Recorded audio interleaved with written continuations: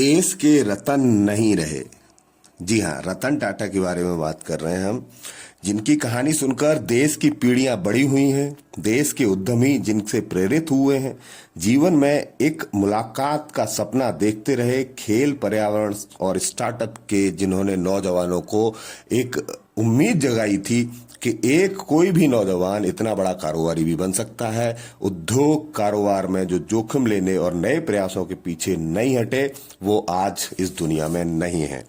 देश के जाने माने उद्योगपति और रतन टाटा संघ के आजीवन चेयरमैन रहने वाले रतन टाटा नहीं रहे। 86 साल की उम्र में भी सक्रिय और उद्योगपति ने बुधवार रात 11:30 मुंबई के बीच कैरेंडी अस्पताल में अंतिम सांस ली। टाटा समूह 2023-24 में 13,85,000 करोड़ रुपए के राजस्व के साथ दुनिया के सबसे बड़े उद्योग समूहों में से एक है।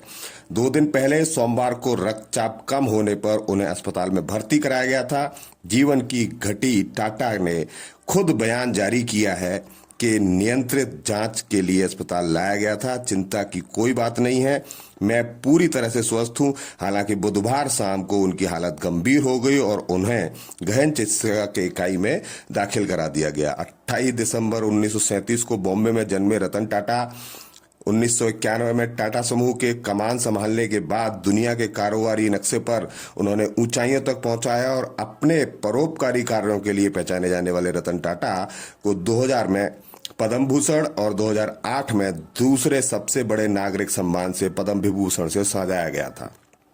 टाटा समूह के चेयरमैन एन चंद्रशेखरन ने टाटा के निधन की पुष्टि करते हुए उन्हें अपना दोस्त, मार्गदर्शक और प्रेरक बताया। वह टाटा समूह के संस्थापक जमशेदजी नौशेरवान जी टाटा के बेटे रतन टाटा के दत्तक पुत्र नवल टाटा के बेटे थे और रतन टाटा की मां सुनी टाटा जमशेद जी टाटा की भांजी थी। उनके परिवार में भाई जिमी और सौतेले भाई नोएल टाटा हैं। 1961 में टाटा स्टील में बतौर मैनेजर काम शुरू करने वाले रतन ने समूह के विख्यात चेयरमैन जेआरडी टाटा के अवकाश ग्रहण करने के बाद उनका पद संभाला था। वह 1991 में उन्होंने पद संभालने के बाद 2012 तक करीब 22 साल तक समूह के अध्यक्ष रहे। इसके बाद साइरस मिस्त्री के अध्यक्ष पद से हटने के बाद करीब 4 महीने तक वह अंतरिम अध्यक्ष बने रहे। अध्यक्ष पद छोड़ने के बावजूद टाटा इस समूह के कई धर्मार्थ ट्रस्टों में लगातार जुड़े रहे थे।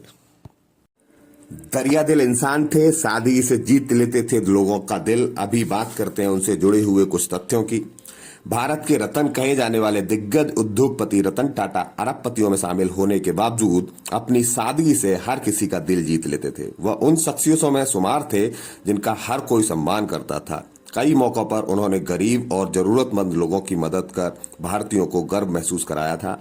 रतन टाटा के स्कूल की पढ़ाई बॉम्बे में हुई और बाद में उन्होंने कर्नल यूनिवर्सिटी से आर्किटेक्चर के स्नातक किया और हार्वर्ड बिजनेस स्कूल से एडवांस मैनेजमेंट प्रोग्राम किया। रतन टाटा की शख्सियत को देखें तो वह सिर्फ एक बिजनेसमैन नहीं थे, बल्कि वह सादगी से भरे एक नेक दरिया दिल इंसान थे। लोगों के लिए आदर्श प्रेरणा स्रोत भी थे। अपने समूह से जुटे लोगों के छोटे छोटे कर्मचारियों को परिवारों के साथ वो मिलते जुलते रहते थे। उनका ख्याल रखने में कोई कसर नहीं छोड़ते थे। 1991 में टाटा समूह के चेयरमैन बने। रतन टाटा को 53 साल की उम्र में 1991 में ऑटो से लेकर स्टील तक के कारोबार से जुड़े टाटा समूह का चेयरमैन बनाया गया। उन्होंने सन 2012 तक इस समूह का नेतृत्व किया, जिसकी स्थापना उनके परदादा ने एक सदी पहले की थी। 1996 में टाटा के टेलीकॉम कंपनी की स्थापना की।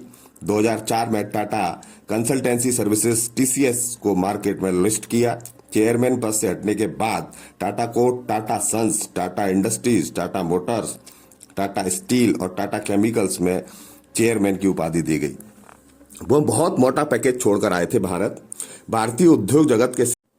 रतन टाटा के शानदार सफर का आगाज बेहद साधारण दायित्व से हुआ था। टाटा समूह का उत्तराधिकारी होने के बावजूद रतन ने अपने करियर की शुरुआत टाटा स्टील के संयंत्र में भट्टी में चूना डालने वाले कामगार के तौर पर किया था।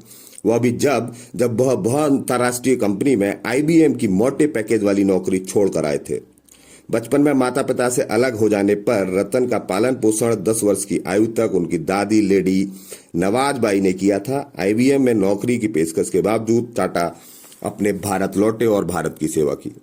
जब भारत चीन युद्ध के कारण नहीं हो पाई थी शादी, रतन ने एक बार जिक्र किया था कि वो जब लॉस एंजिलिस में पढ़ाई कर रहे थे तब पहली बार प्यार हुआ था। वह उस लड़की के साथ शादी करना चाहते थे। इसी दौरान दादी की तबीयत खराब हो गई थी और खबर पहुंची और जिसके बाद उन्हें भारत लौटना पड़ा।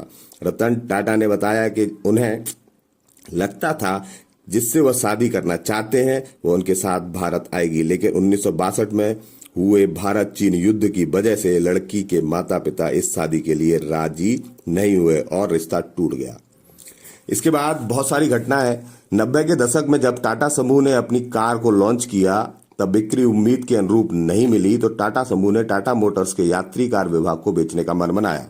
इसके लिए रतन टाटा ने अमेरिकन कार निर्माता कंपनी फोर्ड मोटर्स के अध्यक्ष बिल फोर्ड से बात की। बातचीत के दौरान बिल फोर्ड ने उनका मजाक उड़ाते हुए कहा कि तुम कुछ नहीं जानते, आखिर तुमने पैसेंजर कार डिवीजन शुरू करने का फैसला क्यों लिया? अगर मैं यह सौदा करता हूं तो यह तुम पर बड़ा एहसान होगा। फोर्ड चेयरमैन के इन शब्दों को रतन टाटा बहुत आहत हुए और उन्होंने पैसेंजर कार विभाग बेचने का अपना फैसला बदल दिया। उसके बाद के वर्षों में टाटा मोटर्स को रतन ने बुलंदियों तक पहुंचाया। दूसरी ओर फोर्ड कंपनी की हालत बिगड़ती जा रही थी और डूबती जा रही थी। कंपनी के प्रमुख luxury British brand Jaguar land rover JLR को वर्ष 2008 में 2.3 अरब डॉलर में खरीदकर अपमान का बदला ले लिया। इतना ही नहीं, फोर्ड के चेयरमैन बिल को इस सौदे के लिए भारत आकर टाटा की बातचीत करनी पड़ी। तब अपमान भरी बातें करने वाले बिल फोर्ड ने ही रतन टाटा को धन्यवाद करते हुए कहा कि आपने जैगुआर और लैंड रोवर खरीद कर हम पर बड़ा एहसान किया है। 86 साल की उम्र में दुनिया को अलविदा कहने वाले रतन टाटा की ढेरों पुरस्कार और खिताबों से सम्मानित किया गया था। भारत में 50वें गणतंत्र दिवस समारोह पर उन्हें पद्म भूषण, तो 26 जनवरी 2008 में उन्हें सर्वोच्च नागरिक अलंकार से सम्मानित किया गया था।